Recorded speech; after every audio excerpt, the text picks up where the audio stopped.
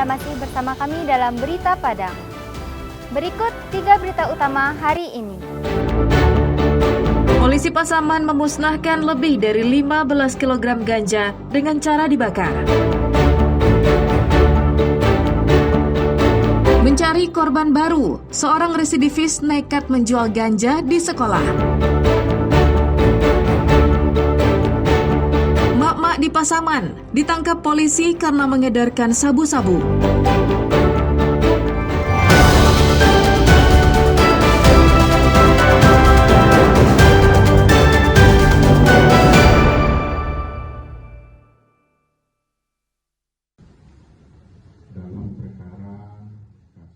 Polres Pasaman memusnahkan sebanyak lebih dari 15 kg ganja di halaman Mapolres Pasaman pada hari Selasa. Ganja itu dimusnahkan dengan cara dibakar. 2 tersangka yang merupakan kurir ganja ikut dihadirkan untuk menyaksikan pemusnahan itu. Kedua tersangka yakni Revo Anzami dan Ricardo Ziswan ditangkap polisi di depan SPBU Jorong Kauman Selatan, Nagari Tanjung Betung, Kecamatan Rau Selatan Pasaman pada tanggal 24 September lalu. Revo dan Ricardo membawa ganja dari Sumatera Utara menuju Padang untuk diantar kepada pemesan. Rencananya ganja itu akan diedarkannya di Padang. Kita telah melakukan pemusnahan barang bukti dalam perkara narkotika. Barang bukti yang kita musnahkan hari ini sebanyak 15,4 barang bukti jenis daun ganja kering.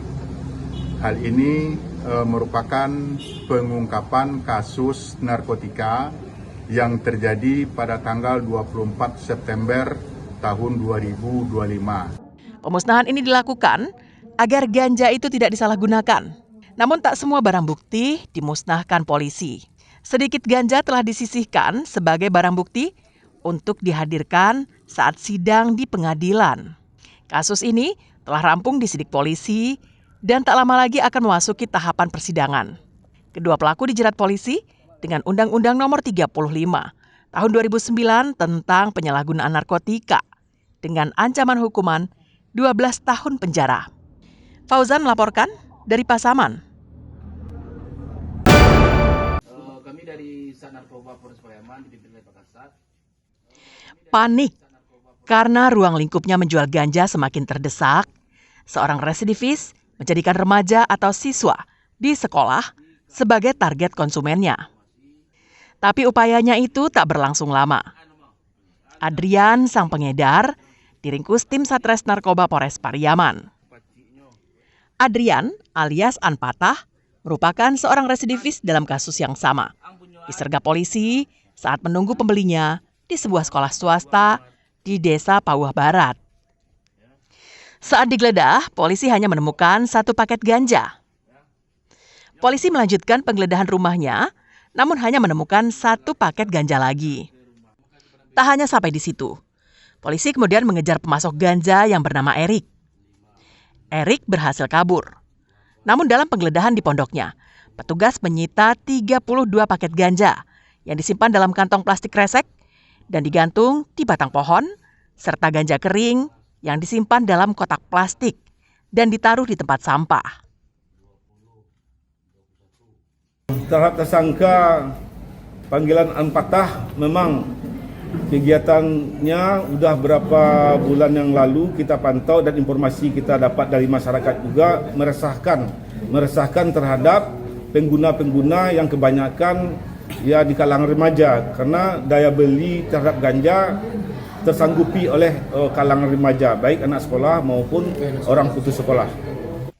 Tersangka terancam hukuman maksimal 20 tahun penjara karena melanggar Undang-Undang Nomor 35 Tahun 2009 tentang narkotika. Eki Rafki melaporkan dari Pariaman. Oke, Pak.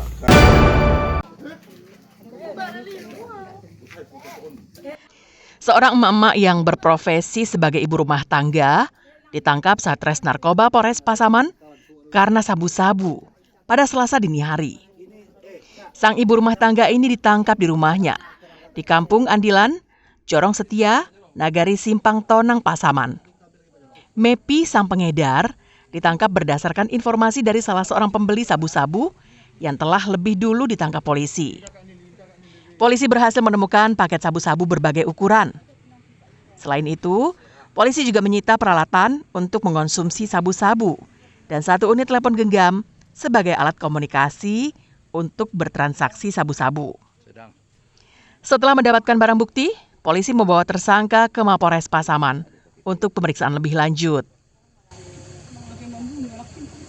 Penangkapan kasus sabu yang telah dilakukan unit opsional Polres Pasaman.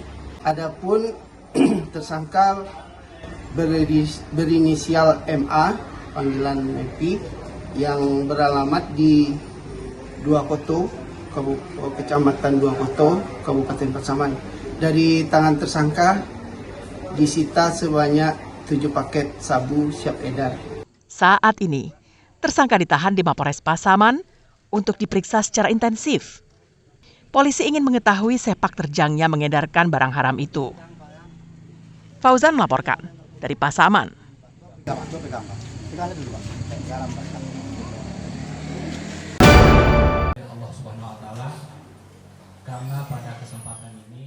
Pernah ditahan dan menjalani rehabilitasi di Rumah Sakit HB Saanin Padang, seorang mahasiswa di salah satu perguruan tinggi di Padang yang terlibat pemakaian sabu-sabu beberapa waktu lalu dilepaskan dari semua tuntutan hukum dan dikembalikan kepada keluarganya. Tindakan tersebut dilakukan Kejaksaan Negeri Padang melalui program Restoratif Justice.